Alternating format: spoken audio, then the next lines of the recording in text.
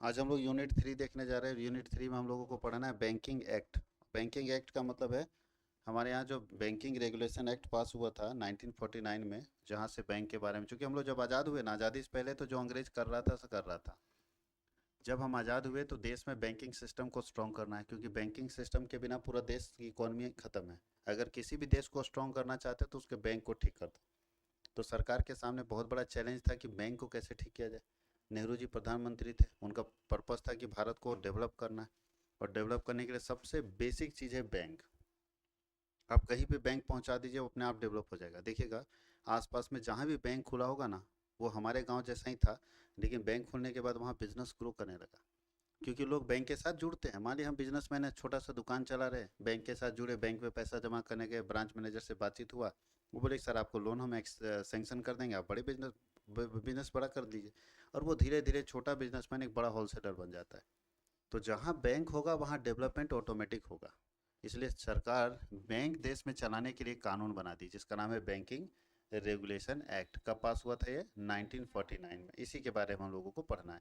इसलिए banking act अगर बोलेगा तो यही कानून है बस। बैंक को चलाने के जितने बैंक है आज, सारे बैंकों को चलाने के लिए बैंकिंग रेगुलेशन एक्ट 1949 ही काम करता है। और इसमें इसका हिस्ट्री पढ़ना हम लोगों को, इसका इतिहास क्या है, इसके सोशल कंट्रोल के बारे में पढ़ना है, इसके बैंकिंग रेगुलेशन एक्ट के बारे में पढ़ना है कि अगर वो अप्लीकेबल होगा तो क्या करेंगे। इन सब चीज़ों के बारे में हम लोगों को पढ़ना है। तो सबसे पहले हम लोग डिस्कस करते हैं बैंकिंग रेगुलेशन एक्ट 1949 का हिस्ट्री क्या है। History of banking regulation act 1949। तो चलिए थोड़ा हिस्टोरिकल बैकग्राउंड की तरफ अगर हम चले, तो सबसे पहले हम लोग देखते हैं कि आज़ादी से पहले बैंकों के बारे की स्थिति क्या थी। आखिर आज़ादी के बाद कानून का जरूरत क्यों पड़ा। आज़ादी के पहले कुछ बैंकिंग फैसिलिटी होगा ना, तो आज़ादी के पहले हमारे यहाँ बैंकिंग फैसिलिटी थी। जब अंग्रेज़ों के हाथ में सब कुछ था तो उसमें भी बैंकिंग सुविधा थी, क्योंकि अंग्रेज पूरा बैंकिंग का काम उससे करता था। लेकिन उस समय कौन काम कर रहा था, तो यही बात यहाँ लिखना। भारत की स्वतंत्रता से पहले बैंकिंग क्षेत्र काफ़ी हद तक अनियमित था, इरेगुलेटेड था। इरेगुलेटेड का मतलब उसका कोई मालिक नहीं है। ठीक है, वहाँ पे बहुत सारे बैंक डूबे थे, बहुत सारे लोगों का पैसा भी डूबा, क्योंकि कोई मालिक नहीं था, कोई रेगुलेटरी बॉडी नहीं था जो उसको रेगुलेट करे। जैसे आज गांव में सूद पर जो पैसा लगाता है, क्या इसका रेगुलेटरी बॉडी है? अगर पैसा मेरा कोई खा के मर जाएगा और उसके फैमिली वाले को मांगने जाते हैं तो बोलता है कि जो लिया था उसी से जाके ले लो, हम तो नहीं देंगे। तो अगर आप मजबूत है तो भले लड़के ले सकते हैं, अगर आप कमजोर हो गए और उधर से 5 लोग हैं लाठी लेके तैयार है, आपका हिम्मत नहीं करेगा कि उससे जाके पैसा मांग लीजिए, आपका पैसा डूब जाएगा। क्योंकि कोई रेगुलेशन नहीं है। अगर रेगुलेटरी बॉडी होता तो हम केस करते उस पर, क्योंकि तरीके से हम दिए होते। क्या लगता है महाजन जो सूद पर पैसा देता है तरीके से देता है? एग्रीमेंट बनाया होगा, सिक्योरिटी लिया होगा, कुछ भी नहीं, बस दे दिया, ज़्यादा लोन के ब्याज के चक्कर में दे दिया और पैसा उसका डूब जाता है। तो उस समय इरेगुलेटेड मार्केट था जिसका कोई नियम कानून नहीं था। वही बात यहाँ लिखा है कि बैंक विभिन्न क्षेत्रीय तथा स्थानीय कानून, जो हमारा रीजनल लॉ था, रीजनल कानून था, उसके अंदर काम करता था, जिसमें बहुत सारी गलतियां थी, बहुत सारी कमियां थी। और आज़ादी के बाद वही बात यहाँ लिखा है कि इस अवधि के दौरान कई बैंक स्थापित हुए। आज़ादी से पहले बहुत सारे बैंक बने और सारे खत्म हो गए। देखिए, लेकिन कुप्रबंधन, मिस मैनेजमेंट, धोखाधड़ी, ये सब के कारण सारा का सारा बैंक क्या हुआ? फेल हो गया। सारा का सारा बैंक विफल हो गया। बहुत सारे बैंक बने थे आज़ादी से पहले, लेकिन सारा बैंक फेल हो गया। इसलिए फेल हुआ क्योंकि कोई रेगुलेटरी बॉडी नहीं था, कोई ऊपर में देख रेख करने वाला नहीं था, कोई मॉनेटरी बॉडी नहीं था, जिसके कारण ये फेल हो गया। जिसके कारण क्या हुआ? फेल कर गई। कोई दिक्कत किसी को? अब यहाँ लिखा है नीड फॉर रेगुलेशन। आखिर रेगुलेटरी बॉडी का जरूरत क्या है? क्या जरूरत पड़ रेगुलेटरी बॉडी का? ध्यान रखना आपको कि चूंकि ये समस्या हम देख रहे हैं कि आज़ादी से पहले क्या समस्या था कि बहुत सारे बैंक फेल हो जा रहे थे, खुल रहा था बंद हो रहा, खुल रहा था बंद हो रहा था। यहाँ तक कि 3 बड़े बड़े बैंक खुले थे, बैंक ऑफ कलकत्ता जिसको बैंक ऑफ बंगाल बोलते हैं, बैंक ऑफ बॉम्बे और बैंक ऑफ मद्रास, उस समय का अभी का जो चेन्नई है। तो ये तीनों बैंकों को मिलाकर एक बैंक बनाया गया था, इंपीरियल बैंक ऑफ कॉमर्स। ये क्यों तीनों बैंक को मिला के एक बनाया गया? क्योंकि तीनों की स्थिति खराब होगी। तो खराब मतलब लगभग बैंक खुल रहे थे, वो भी फेल हो जा रहे थे। इसीलिए सरकार को लगा आज़ादी के बाद कि हमको एक रेगुलेटरी बॉडी चाहिए जो इसको पूरा मॉनिटर करे, जो इसके पूरे फंक्शन को देखे। अगर वो मॉनिटर सही से कर पाएगा, फंक्शन को सही से देख पाएगा, तो शायद बैंक इलीगल, देखिए ये सब नहीं करेगा, मिस मैनेजमेंट नहीं करेगा, मैनेजमेंट सही तरीके से करेगा। सबसे बड़ा चीज़ है धोखाधड़ी। जिसके हाथ पैसा लग रहा है लेके भाग जा रहा है। ये कम से कम नहीं होगा, प्रॉपर तरीके से होगा। और एक अच्छा रेगुलेटरी बॉडी अगर हम रखेंगे तो बैंक फेल नहीं होंगे, बैंक रेगुलर काम करेंगे। देखो यहाँ 1930 के दशक से महामंदी और कई बैंक फेल होने से बैंकिंग रेगुलेशन में बहुत ज़्यादा चेंज हुआ और वहाँ पे एक कानून का जरूरत पड़ने लगा। लगा कि एक कानून चाहिए जो बैंकिंग रेगुलेशन कर सके, बैंकों को रेगुलेट कर सके।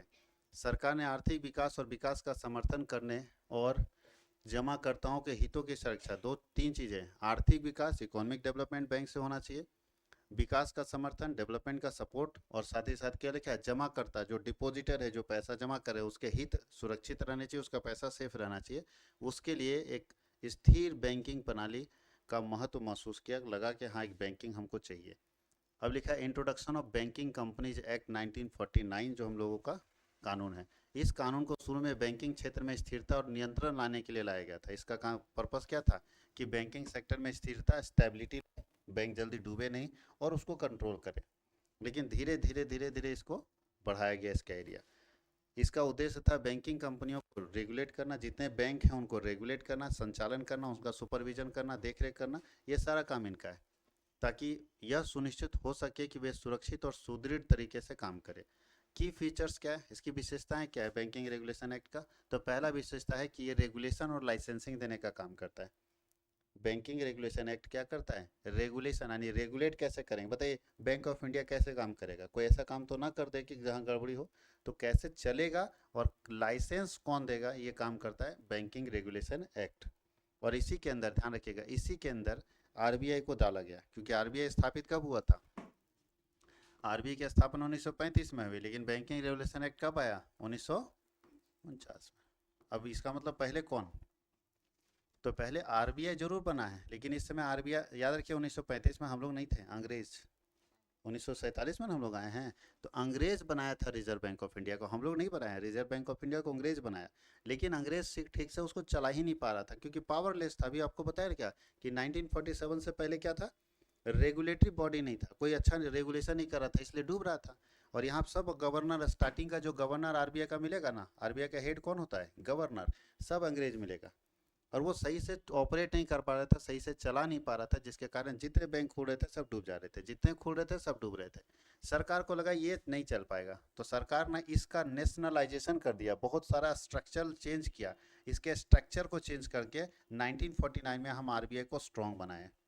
आरबीआई का जो पहले स्ट्रक्चर था उस स्ट्रक्चर को, पूरे ढांचे को हम चेंज कर दिए, पूरे फंक्शन को चेंज कर दिए, और चेंज करके इसके पावर को भी बढ़ा दिए। पहले कोई पावर नहीं था। और 1949 में जब हम अपना बैंकिंग रेगुलेशन एक्ट बनाए आज़ादी के बाद, तो हम लोगों ने पूरे आरबीआई का पावर चेंज कर दिया, आरबीआई का स्ट्रक्चर चेंज कर दिया और आरबीआई के फंक्शन को पूरा चेंज कर दिया, जिसके कारण रिजर्व बैंक ऑफ इंडिया बहुत स्ट्रॉन्ग तरीके से काम करने में सफल हो पाया। और वहाँ पे 1949 में जो हमारा आरबीआई का पावर बढ़ गया, तो आरबीआई जब रिकंस्ट्रक्ट होकर आया, पुनर्गठित होकर आया, तो उसके पास पावर था कि वो रेगुलेट करे पूरे बैंकिंग सेक्टर को और लाइसेंस प्रोवाइड करे बैंकों को। जैसे आज कोई भी, अभी इंडस इंड बैंक एक प्राइवेट बैंक है, आप लोग सुने होंगे IndusInd bank. Axis bank का नाम सुने होंगे। तो ये सारे बैंकों को लाइसेंस कौन दिया? 1947 में तो कोई प्राइवेट बैंक था ही नहीं। एक्सिस बैंक है, आईसीआईसीआई बैंक है, एचडीएफसी बैंक है, प्राइवेट बैंक को लाइसेंस कौन दे रहा है? ये सारे प्राइवेट बैंक को लाइसेंस कौन देता है? आरबीआई। और एक और चीज़ ध्यान रखिएगा, अभी छोटे छोटे माइक्रो फाइनेंस बैंक आए हैं। माइक्रो फाइनेंस मतलब छोटा छोटा बैंक है जो डिपॉजिट लेगा और लोन देगा, उसके अलावा फिक्स डिपॉजिट करेगा और कुछ काम नहीं करेगा। तीन ही काम। क्या क्या करेगा? आपसे डिपॉजिट लेगा, जी डिपॉजिट चारों तरह से ले सकता है, और लोन आपको देगा। माइक्रो फाइनेंस आप लोग गाँव में देखिएगा, 50,000 आधार कार्ड पर, आधार कार्ड दिखाइए और 50,000 का लोन उठा लीजिए। तो माइक्रो फाइनेंस, छोटे छोटे माइक्रो फाइनेंस कंपनियां हैं, वो सब कैसे काम कर रहा है? क्या उसका कोई ऑथराइज बॉडी है कि ऐसे ही सूद पर पैसा लगा रहा है, जैसे महाजन लगाता था वैसे? महाजन होता था, जान पहचान वाला आदमी देता था, ये जाके सब गांव गांव बांट रहा है? नहीं, ये माइक्रो फाइनेंस कंपनीज है, और इसको लाइसेंस कौन दे रहा है? आरबीआई दे रहा है। इसलिए इसका पावर है कि अगर आप पैसा नहीं दीजिएगा तो आपके घर से वसूल लेता है, जबरदस्ती वसूल लेता है, पुलिस ला के वसूल लेता है, क्योंकि इसको आरबीआई लाइसेंस दिया कि ठीक है तो माइक्रो फाइनेंस करो। अच्छा, क्यों दिया माइक्रो फाइनेंस करने के लिए? कि ग्रामीण क्षेत्र में रहने वाले लोगों के पास जिनको पैसे की समस्या है, आप आसानी से पहुंच जाओ, क्योंकि महाजन सिस्टम अब खत्म हो रहा है, मालूम होना चाहिए। आप पहले गांव में महाजन मतलब सूद पर पैसा लगाने वाला आदमी रहता था, लेकिन अब इतना विश्वास खराब हो गया। पहले था जमाना कि प्राण जाई पर वचन न जाई। आदमी बोलता था कि अगर पैसा लिए तो मरते समय बोलता था 4 कट्ठा जमीन ले लो भैया, हम पैसा नहीं दे पाएंगे, लेकिन दे के जाता था, बोलता एक कर्जा लेके हम नहीं मारेंगे भैया। या बाल बच्चा को बोल देता तो उसको दे देना बाबू, ठीक है, मेरा अगर आत्मा तुम चाहते हो कि हम स्वर्ग जाए या मेरा आत्मा संतुष्ट हो जाए तो तुम ये 4 कट्ठा जमीन उसको दे देना, क्योंकि हम प्रण लिए हैं, हम पैसा उससे लिए, लेकिन अब लगता है कि प्राण जाए पर वचन न जाए। कलयुग है भाई। भूल जाता, बोलता कौन कौन पैसा, तुम कौन आदमी है यार, हम नहीं जानते। तो बताइए, ऐसे स्थिति में तो महाजन भी डरने लगा। तो गांव में फाइनेंस पहुंचेगा कैसे, लोगों के हाथ में पैसा कैसे पहुंचेगा, किसी को 50,000 का जरूरत है, किसी का मेडिकल इमरजेंसी, किसी का बेटी का शादी है। ये माइक्रो फाइनेंस के लिए आरबीआई इसको पावर दिया कि तुम लोग जाओ माइक्रो फाइनेंस करो, लेकिन ये लोग भी मिसयूज कर दे रहा है। पैसा मिल जा रहा है, आधार कार्ड से पैसा उठा लिए 50,000, और फिर पैसा उठाने के बाद आप पैसे को मिसयूज कर दिए और फिर पैसा भरिए। अब भरने में फिर पसीना उतर रहा है। और फिर बैंक वाला आके गाड़ी से एकदम आता, पूरा गाड़ी से पुलिस उलिस के साथ आएगा, धमकी उमकी देख चल जाएगा। अब आपको टेंशन है, आप चाहे जैसे भी दीजिए, कोई दिक्कत। तो रेगुलेशन का, लाइसेंसिंग का काम करता है। और क्या कर रहा है, तो बोलता है Reserve Bank of India as a regulator. Reserve Bank of India regulator बन के क्या काम करता है, देखिए क्या करता है। अधिनियम यानी ये कानून 1949 का कानून आरबीआई को बैंकों की देख रेख करने, विनियमन यानी रेगुलेशन करने का पावर देता है कि तुम बैंकों को सबका सुपरविजन करो और उसको रेगुलेट करो, चलाओ, तुम नियम बनाओ कि कैसे बैंक चलेंगे। तो आरबीआई नियम बनाता है कि कैसे बैंक चलेंगे, कैसे बैंक काम करेंगे, और सारा जितना बैंक में काम हो रहा है सब आरबीआई का रूल्स है। आरबीआई रूल्स बनाया कि मल्टी बैंक एटीएम यूज़ कर सकते हैं। तो देखिए हम लोगों के पास आज ये सुविधा है कि मेरे पास स्टेट बैंक ऑफ इंडिया का एटीएम है और मशीन है एचडीएफसी का, निकाल लेते हैं घुसा के। पहले ऐसा नहीं था। पहले एसबीआई का एटीएम है तो आपको एसबीआई के मशीन में ही निकालना पड़ता, डालना पड़ता था, क्योंकि उसमें पैसा एसबीआई डालता था। अभी क्या हो रहा है, एचडीएफसी का पैसा डाला हुआ है, एचडीएफसी का मशीन है, और हम एटीएम कार्ड में एसबीआई को डाल के निकाल ले रहे हैं। ये सब कौन सुविधा दे रहा है, ये बैंक दे रहा है क्या। बैंक तो आपस में कट्टर दुश्मन है जी, कंपटीशन के चक्कर में। तो बताइए एचडीएफसी क्यों निकालने देगा एसबीआई के कस्टमर को। एचडीएफसी वाला पूछेगा ना, गार्ड जो बाहर है, सो कि क्या एसबीआई का बाप यहाँ जमा करके गया है जो हम आपको देंगे निकालने के लिए, नहीं हम देंगे निकालने। लेकिन क्यों दे रहा है, क्योंकि आरबीआई ऊपर बैठा है, वो बोलते हैं मल्टी बैंक एटीएम आप यूज कर सकते हैं। यानी आप कोई भी मशीन हो, ऐसा भी होता है कि एसबीआई के मशीन में एचडीएफसी वाला डाल रहा है। तो ये सब आरबीआई के सुपरविजन में हो रहा है, और इसका पूरा पैसा एक दिन में सेटल्ड होता है। किसी का रुपया गड़बड़ाएगा नहीं, ठीक है, पूरा पैसा सिंगल डे में सेटलमेंट होता है। कि टोटल देखा जाता है कि एचडीएफसी से एसबीआई का कस्टमर कितना निकाला और एसबीआई से एचडीएफसी का कितना निकाला। जो प्लस माइनस होगा भैया, जिसका ज़्यादा निकल गया होगा उसको तुरंत इमीडिएटली एक ही दिन में, आज शाम में ही वापस ट्रांसफ़र कर दिया जाएगा। बात समझ में आया। हो सकता है कि एसबीआई से एचडीएफसी का कस्टमर 1 करोड़ रुपया ज़्यादा निकाल लिया टोटल मिला के पूरे देश के अंदर, तो 1 करोड़ तुरंत एचडीएफसी एसबीआई को दे देगा, झगड़ा खत्म।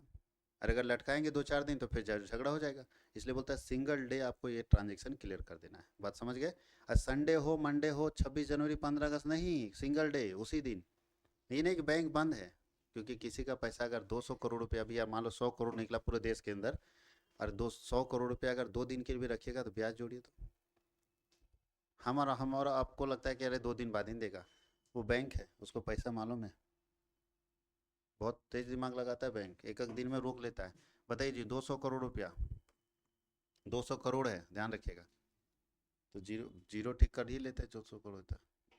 करोड़ में कितना आता है, 1, 2, 3, 4, 5, 6, 7, कितना परसेंट ब्याज लगता है, मान लेते 3%, 3% है ना सेविंग के ऊपर, और एक दिन का 365 ही ना होगा, एक दिन का ब्याज। निकालिए कैलकुलेट करके कितना आता है, लाखों में तो आ ही जाएगा। 200 करोड़ है तो 2 जीरो से 2 जीरो, हाँ या नहीं, 3 से कटेगा, हाँ चलो 122 से काट लो ना, 122, 66 मान के चलो। अब 122 से बताओ कितना हो गया ये, 1, 2, 3, 4, 5, 2 करोड़ है ये, देखो है। तो 2 करोड़ में 122 से भाग दो तो कितना आता है, 2 करोड़ में 122 से भाग दो, एक दिन का ब्याज समझ में आ जाएगा क्या आ रहा है। 2 पे 7 जीरो है,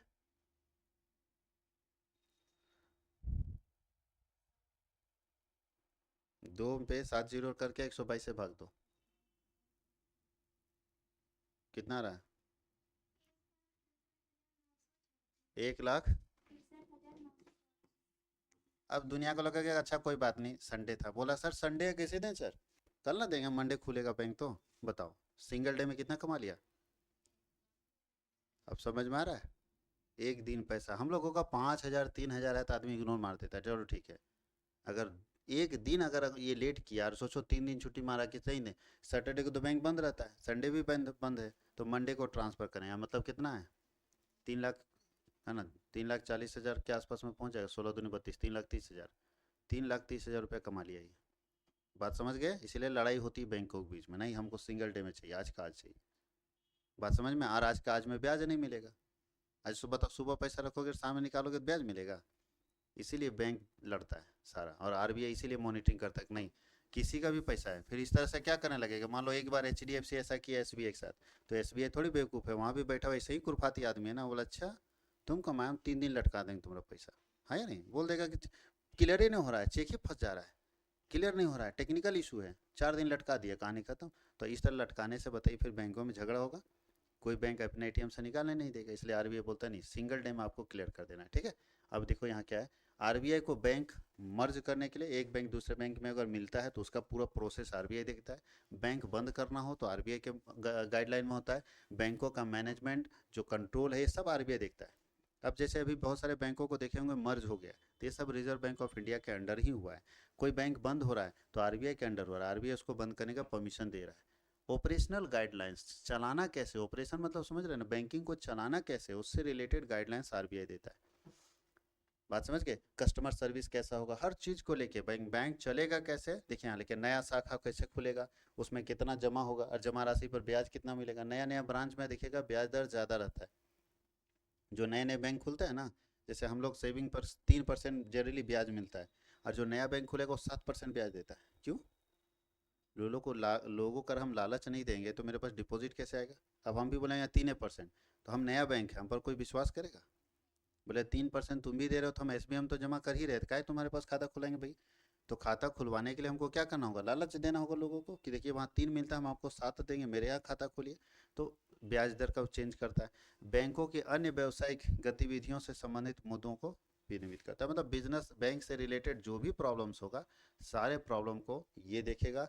ऑपरेशन से रिलेटेड कि बैंक चलेगा कैसे, कोई नियम कैसे लगेगा, कितना रिजर्व मेंटेन होगा, कितना, अभी आप लोग पढ़े होंगे कि सीआरआर कितना रखेगा, एसआरआर कितना रखेगा, सब कुछ। कैश रिक्वायरमेंट्स क्या होंगे, लीडिंग लिमिट क्या होगा, मतलब एक ब्रांच में कितना पैसा मिनिमम रखना चाहिए, मैक्सिमम कितना आप रख सकते हैं, कहाँ पे पैसा लगा सकते हैं, वो सारा चीज़ कौन देखता है? आरबीआई देखता है, ऑपरेशन का पूरा। उसके बाद इंस्पेक्शन और ऑडिट भी करेगा आरबीआई। आरबीआई को जहाँ लगा कि कहीं डाउट हो रहा है, ऐसे भी नहीं भी लगा ना तो हर साल ऑडिट कराता है, चार्टर्ड अकाउंटेंट को भेज के ऑडिट कराएगा, चेक कराएगा कि बैंक सही से चल रहा है। मतलब बैंक का हेल्थ चेक करते हैं हम लोग, हेल्थ स्टेटस चेक करते हैं, जैसे हम लोगों का शरीर का हेल्थ चेक होता है ना कि शरीर सही काम कर रहा है, तो उसी तरह साल में एक बार बैंकों का हेल्थ चेक होता है कि बैंक का हेल्थ कैसा है, अच्छा है या वीक है। अगर कमज़ोर होता चला जा रहा है तो रिजर्व बैंक ऑफ इंडिया उसके लिए रूल्स बनाएगा, फंडिंग करेगा, सारा काम आरबीआई करेगा। और क्या है, प्रोटेक्शन ऑफ डिपॉजिटर, हम लोग जो बिंदास आंख बंद करके पैसा जमा कर देते हैं, क्या डर नहीं है कि बैंक डूबेगा? तो हम लोगों के हित को, हम लोगों के हक को, हम लोगों के अधिकार को कौन बचाता है? आरबीआई बचाता है, आरबीआई लड़ता है। बात समझ गए? और क्या है, अमेंडमेंट एंड प्रोग्रेस, कब कब इस कानून में संशोधन हुआ। 1949 में कानून बना था, क्या आज 2024 में सेम कानून लगेगा? 1949 का भारत और अभी का भारत एक ही है। 1949 में जो भारत में बैंकिंग फैसिलिटी थी, और बैंकिंग फैसिलिटी सेम है या चेंज हुआ हुआ? बहुत कुछ चेंज हुआ है। तो बहुत कुछ चेंज हुआ है तो समय के हिसाब से कानून को भी बदलना चाहिए। तो इसमें बहुत सारे अमेंडमेंट हुए, संशोधन होते हैं। अमेंडमेंट मतलब क्या होता है? संशोधन। क्योंकि 1949 में जो आप पता है 1949 का भारत को देख के ना बैंकिंग कानून बनाया गया है। अभी कोई कानून बनाएगा तो 2024 को देखेगा या 2050 का भारत किसी को पता है क्या होगा? सो जिस तरह से टेक्नोलॉजी अपग्रेड हो रहा है, 2050 में क्या होगा पता है? आदमी की जगह रोबोट बैठ जाएगा। अब क्या होगा कोई नहीं जानता है, तो कैसे आज आज जब कानून बना रहे तो आप फ्यूचर को नहीं ना देख पाइएगा। तो आज के हिसाब से बनाएगा, और समय बदलेगा तो आपको उस कानून को बदलना पड़ेगा। तो समय के साथ इसमें भी बदलाव आया है। क्या बदलाव आया देख लीजिए, पिछले कुछ सालों में संशोधन हुआ है। पहला संशोधन हुआ है, अच्छा हाल का घटनाक्रम में संशोधन है,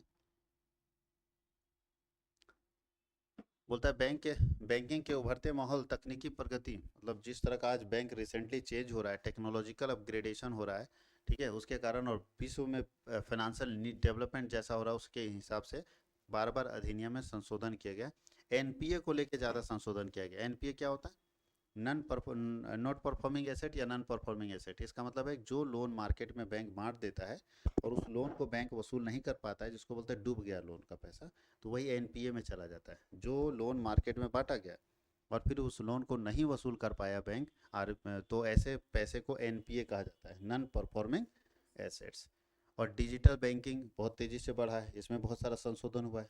आखिर फ़ोन पे कैसे आ गया? आरबीआई तो परमिशन ही दिया था। फ़ोन पे बैंक है नहीं। सोचो, एक एप्लीकेशन है, उसको परमिशन कैसे पहले मिला? सारे बैंकों को तुम जोड़ सकते हो। और पता है फ़ोन पे से क्या स्टेट बैंक ऑफ इंडिया का कस्टमर ही जुड़ा है कि सारे बैंकों का कस्टमर जुड़ा है?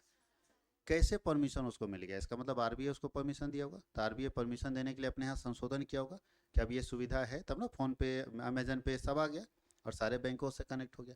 मर्जर, दो बैंक आपस में कैसे मिलेंगे, इससे रिलेटेड बहुत सारा संशोधन हुआ है। उसके बाद रेगुलेशंस को लेके, मैनेजमेंट को लेके, बैंक ऑपरेशन को लेके बहुत समय समय पर चेंजेस, जहाँ लगता है सरकार को कि कुछ गड़बड़ियाँ हैं, यहाँ चेंज करने की जरूरत है, तो सरकार आरबीआई उसको क्या करता है, चेंज कर देता है। रिसेंट अभी क्या हुआ है डेवलपमेंट, बोलता है हाल ही के वर्षों में अधिनियम में आरबीआई को अधिक अधिकार देने के लिए संशोधन किया गया।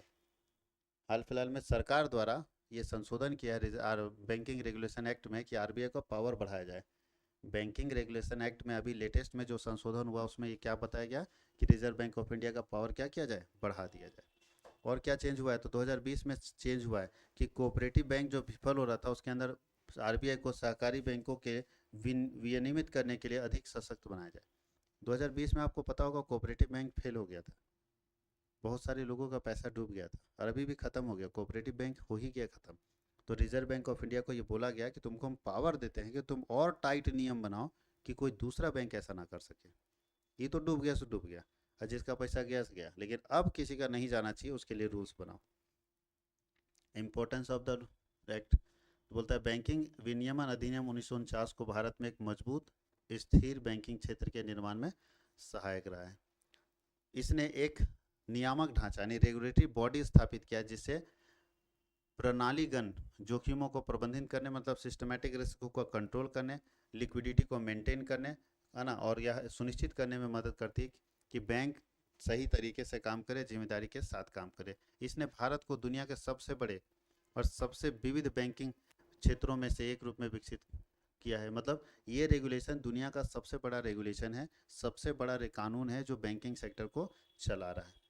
यह अधिनियम भारत में बैंकिंग विनियमन की आधारशिला बना हुआ है। इसका विकास अर्थव्यवस्था और बैंकिंग वैश्विक बैंकिंग वातावरण में बदलती जरूरतों को दर्शाता है।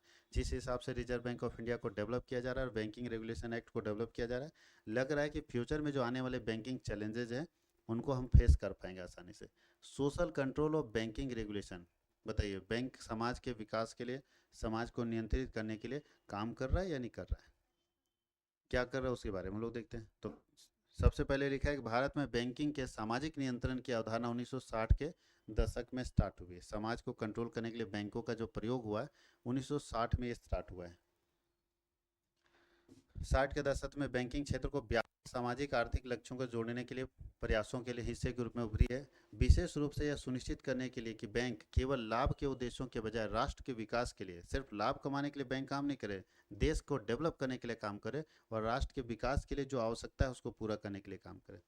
और इसीलिए आप देखेंगे कि नोटबंदी के समय बैंक कितना काम किया, कोरोना के समय काम किया, वहाँ लाभ नहीं था, वहाँ कितना बड़ा रिस्क था। कोविड में बैंक बंद नहीं रहा, कभी नहीं बंद रहा, कोविड में बैंक खुला रहा। बात समझ में आ रहा? क्यों? क्योंकि बैंक अगर बंद हुआ तो सब कुछ खत्म, आदमी का पैसा कहाँ है? बैंक में है। अब वो खाए बगैर, एक तो घर से भी निकलने नहीं दे रहे, कमाने नहीं दे रहे, और जो है वो निकालने नहीं दे रहे हैं, तो मर ही ना जाएगा खाए बगैर। तो सरकार बोली कुछ भी हो बैंक खुला रहना चाहिए। तो ये यहाँ क्या पर्पस था बैंक का, बताइए? उतना बड़ा रिस्क लिया, हो सकता है कि इतने एम्प्लॉय डेथ भी किए होंगे कोविड के चक्कर चपेट में आके, लेकिन फिर भी इतना बड़ा रिस्क क्यों लिया? इतना बड़ा रिस्क इसलिए लिया क्योंकि बैंक का सिर्फ पर्पस प्रॉफिट कमाना नहीं, देश को डेवलप करना है, देश की इकोनॉमी को ग्रो करना है। इसके लिए तो समाज में बैंकिंग रेगुलेशन एक्ट का जरूरत है, क्योंकि बैंकिंग रेगुलेशन एक्ट को सिर्फ प्रॉफिट के लिए काम नहीं करना चाहिए, सोसाइटी के नीड के लिए काम करना चाहिए, सामाजिक आवश्यकता को पूरा करने के लिए काम करना चाहिए। प्री 1960, 1960 से पहले क्या का सिनारियो क्या है, 1960 से पहले क्या था? तो 1960 के दशक से पहले भारत में बैंक बड़े पैमाने के निजी स्वामित्व में थे। मतलब 1960 से पहले जितने बैंक बन रहे थे सब प्राइवेट थे। Bank of India, State Bank of India, सब private. Punjab National Bank, Allahabad Bank, Canara Bank, Dena Bank, सब प्राइवेट, सब प्राइवेट 1960 में निजी स्वामित्व में थे, जिन्हें अक्सर बोलता है व्यापारिक परिवार और औद्योगिक घराना द्वारा कंट्रोल किया जाता था। जैसे अंबानी फैमिली, वो कंट्रोल करता था बैंक को, मतलब बैंक उसी को लोने देता था, आम आदमी को तो देवे नहीं करता था। समझ गए? अंबानी फैमिली है तो अडानी तो उसमें था ही नहीं, टाटा फैमिली है तो जिंदल फैमिली है तो मित्तल फैमिली है तो बजाज फैमिली, यही सब उठा रहा था लोन। यही लोग कर्जा ले और यही लोग बैंक चलाएं। आम आदमी खाता नहीं खुला सकता था, बैंक भी नहीं जा सकता था। ये बैंक देखिए यहाँ लिखा है, ये बैंक मुख्य रूप से शहरी क्षेत्रों में थे।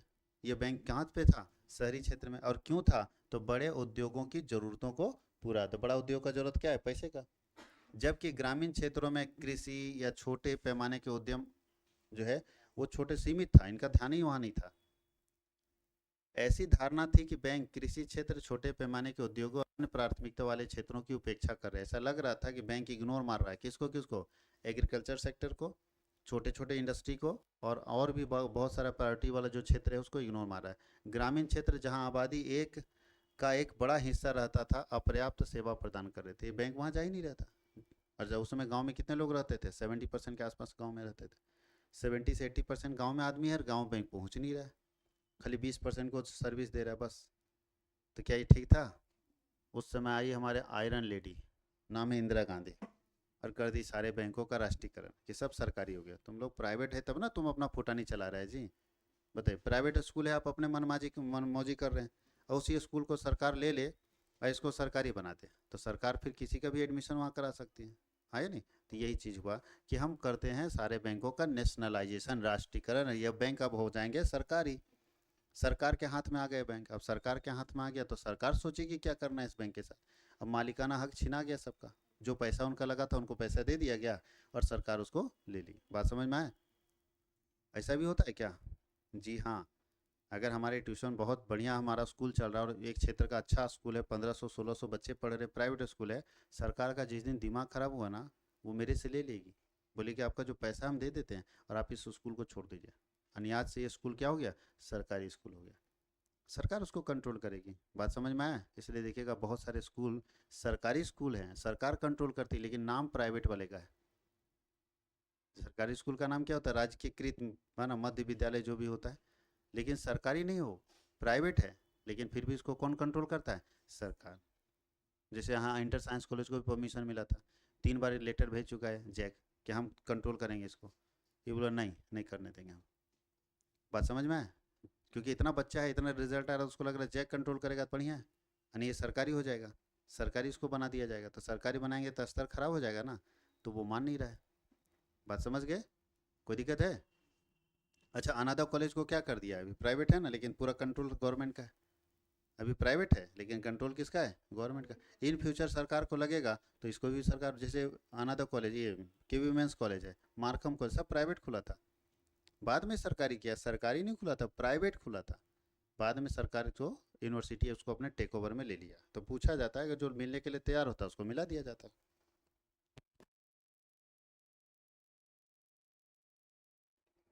तो चलिए कर करके चलते हैं। तो दूसरा समझ गए हम लोग, इकोनॉमिक प्लानिंग और डेवलपमेंट करने के लिए ऐसा काम किया गया था। उसके नीचे क्या है? Raising in equity, in equity नहीं, गलत दिखाया है, रेजिंग इन इक्विटी, इन अलग है, इक्विटी अलग है, ठीक है। Equity and financial exclusion. भाई यहाँ पे सबसे इंपॉर्टेंट चीज़ है कि वित्तीय जो पैसा है वो कैसे रेज करेंगे, कैसे मार्केट से लाएंगे। तो 1960 के दशक में शुरुआत में सरकार ने माना कि बैंकों पर निजी क्षेत्र का नियंत्रण ज़्यादा है और इनके असमान वितरण की ओर ले जा रहा है। निजी क्षेत्र को आप पैसा दीजिएगा और बाकी को नहीं दीजिएगा। अच्छा, एक क्षेत्र को अगर पैसा दे रहे हैं बाकी को नहीं दे रहे तो उससे क्या दिक्कत आ जाएगा? जो प्राइवेट आदमी बिजनेसमैन है उसको बैंक पैसा दे रहा है, आज भी आपके आसपास में बैंक खुला हुआ है, ठीक है, और ये बैंक केवल बिजनेसमैन को पैसा दे रहा है, जो पैसा वाला उसी को पैसा दे रहा है। तो इससे क्या हो जाएगा? ये तो अच्छा बात है ना, जिसके पास पैसा है उसको पैसा दे रहा है बैंक। इससे ये काम होगा, कहाँ लिखा हुआ है? असमान वितरण, अनइक्वल डिस्ट्रीब्यूशन होगा, और ये सोसाइटी के लिए बहुत ही डेंजरस है, समाज को खराब कर देगा। क्यों? क्योंकि यहाँ पे क्या होगा, जो अमीर है वो और अमीर बनेगा, जो गरीब है वो और गरीब बनेगा। पैसा नहीं आ रहा गरीब के पास, तो सरकार बोलती है ऐसा नहीं चलेगा भैया, आपको दोनों को लोन देना होगा, अमीर को भी और गरीब को भी। यानी इक्वल डिस्ट्रीब्यूशन होना चाहिए, अनइक्वल नहीं। आप अपना जो इनकम है उसको सही से बांटिए, तो गरीबों को भी आगे बढ़ने का मौका दीजिए ना। ये तो वही हो रहा है, जिसके माथे में तेल लगा है उसी को तेल लगा रहे हो, क्योंकि अमीर को अमीर अमीर बना रहे हो और गरीब आदमी को कोई ऑप्शन नहीं है।